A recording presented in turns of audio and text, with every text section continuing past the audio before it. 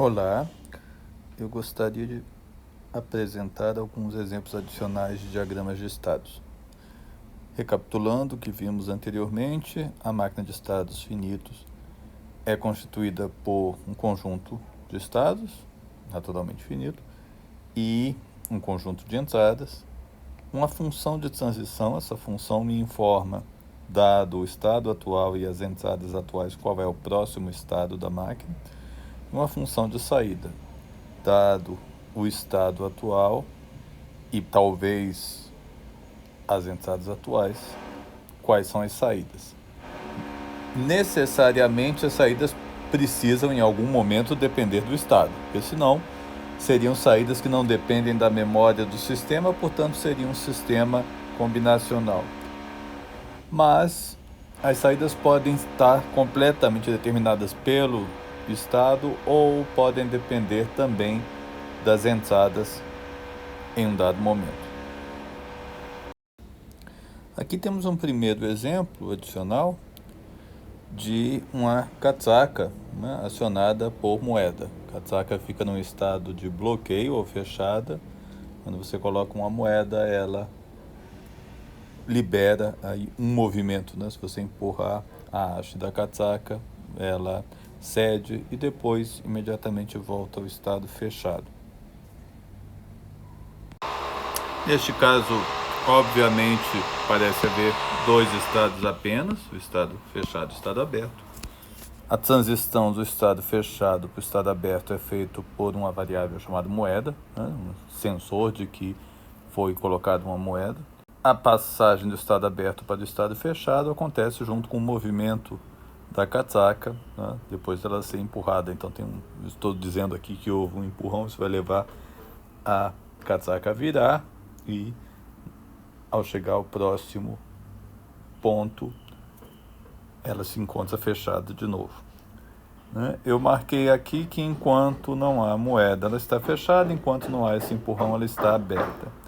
Observe que há duas variáveis e pode ficar parecendo que há uma ambiguidade. No entanto, não, as possibilidades moeda e moeda barra, por exemplo, esgotam todas as possibilidades. Empurrão simplesmente não entra aqui, né? Tentar mexer com a catraca fechada não vai acontecer nada. Da mesma forma que se alguém, por algum motivo, né, alguma generosidade, quiser colocar várias moedas, isso não vai ter nenhum efeito no funcionamento da catraca. Então, as opções empurrão e empurrão barra cobrem todas as transições vindas do estado aberto. Naturalmente, eu posso imaginar uma saída. A coisa ficou tão ligada ao estado aqui que ela ficou meio óbvia, mas eu poderia dizer uma saída, por exemplo, uma saída S, tá? E S é igual a 1 para dizer que ela está aberta, e igual a 0 para dizer que ela está fechada. Vou aproveitar essa ideia de colocar moeda, fazer um exemplo um pouco mais extenso, né? Pensar num trecho, né, da lógica interna de uma máquina de venda automática. Aqui eu não estou tratando da escolha do produto, eu estou supondo que o produto custa, acho que eu não coloquei isso aqui, né? O produto custa 3 unidades monetárias e que já está escolhido e a máquina vai ficar contando aí as moedas, né? E ela aceita moedas de 1 unidade, de 2 unidades. Então, nesse caso, eu coloquei como nome dos estados a quantidade total de dinheiro até aquele momento, uma variável que nos ajuda bastante. Então, começamos com 0, né? Muitas vezes a gente faz uma coisa assim para dizer que esse é o estado inicial, certo?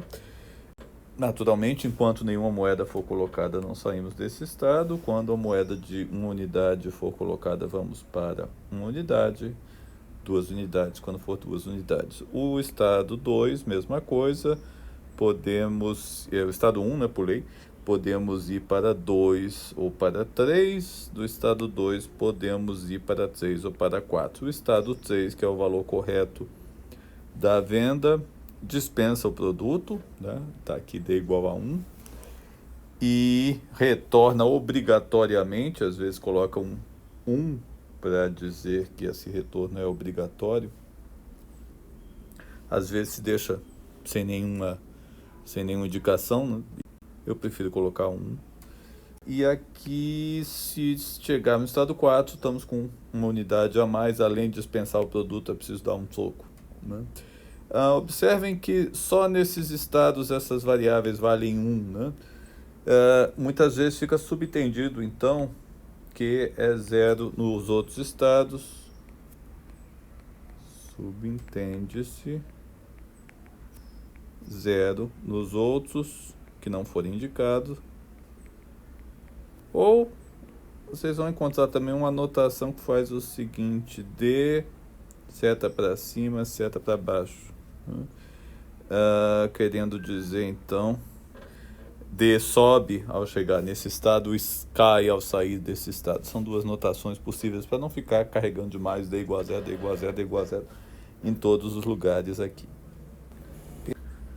Percebo agora que faltou indicar aqui também que, se não houver nenhuma moeda inserida, permaneço no mesmo estado, né? Sempre importante checar a ambiguidade aí, garantir que não haja ambiguidade. Todas as combinações de transição possíveis estão colocadas. Não é o caso de incluir mais transições aqui, porque eu tenho duas transições automáticas obrigatórias para o estado 0. Uma variação que pode ser interessante vocês estudarem é como é que eu incluiria aí um botão de desistência, né? Eu desisti e preciso do meu dinheiro de volta. Então, naturalmente, se eu estiver nesse estado 1 ou 2, né, vamos considerar que se a pessoa colocou lá moeda suficiente ou mais que o suficiente, ela, né, já tinha selecionado, ele vai de qualquer jeito dispensar o produto. Mas aqui eu poderia, em vez de continuar colocando moedas, desistir do negócio. E aí eu teria que devolver esse dinheiro, né? Do jeito que eu fiz aqui, T igual a 1, eu estou supondo que dispensa apenas uma unidade monetária, né? Uma moeda de 1. Então, ou eu mudo essa configuração, ou então aqui para voltar do 2 vai ficar um pouco mais complicado. Eu tenho que ir para um estado, que devolver 1 e para um estado intermediário e devolver mais 1 e voltar para o 0. Pensem nessas alternativas aí, um exercício interessante. Vamos ver mais um problema, um exemplo de diagrama. Esse aqui eu vou apresentar em duas versões, né? Nós vamos dar uma primeira solução, nós vamos identificar que lá tem os problemas, vamos tentar melhorá-la. Sinais de trânsito são exemplos clássicos, né, de máquinas de estado, é o que eles são. E vocês vão encontrar muitos problemas, muitas questões, muitos exercícios relativos a sinais de trânsito. Aqui eu estou imaginando um sinal bastante simples, um sinal para passagem de pedestre. Então, estou representando aqui a situação para o carro. Então, é verde para o carro, amarelo para o carro, vermelho para o carro.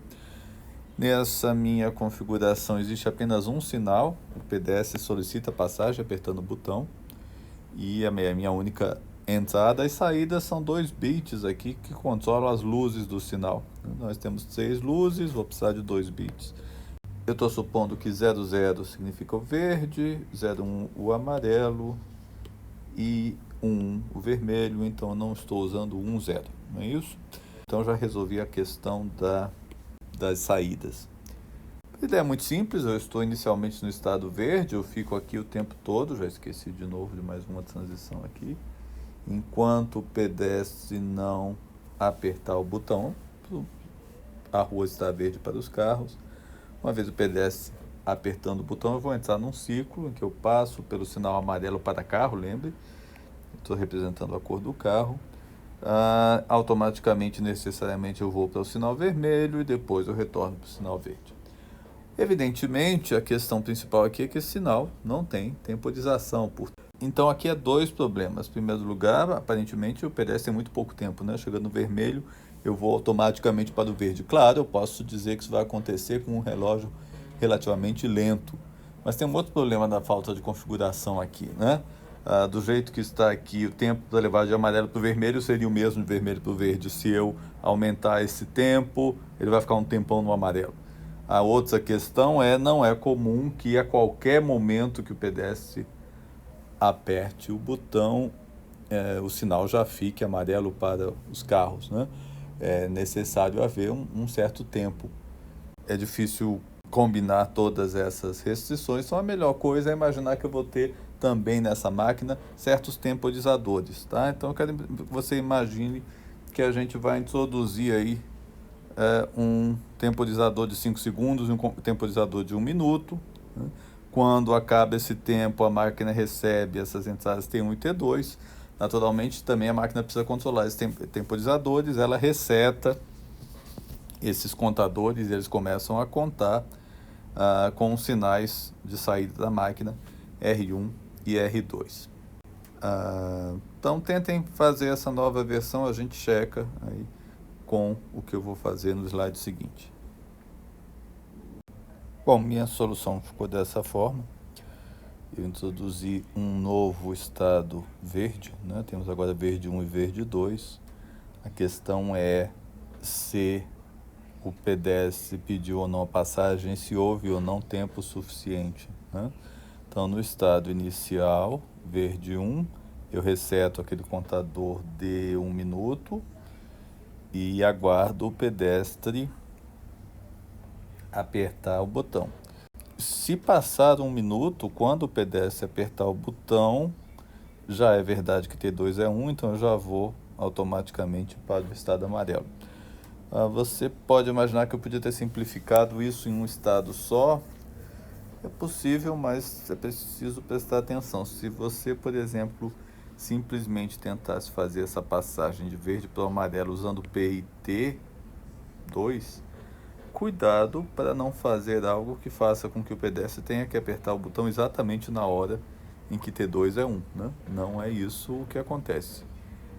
Ou depois de T2 ser 1. Né? A qualquer momento ele pode apertar o botão, essa informação tem que ser registrada.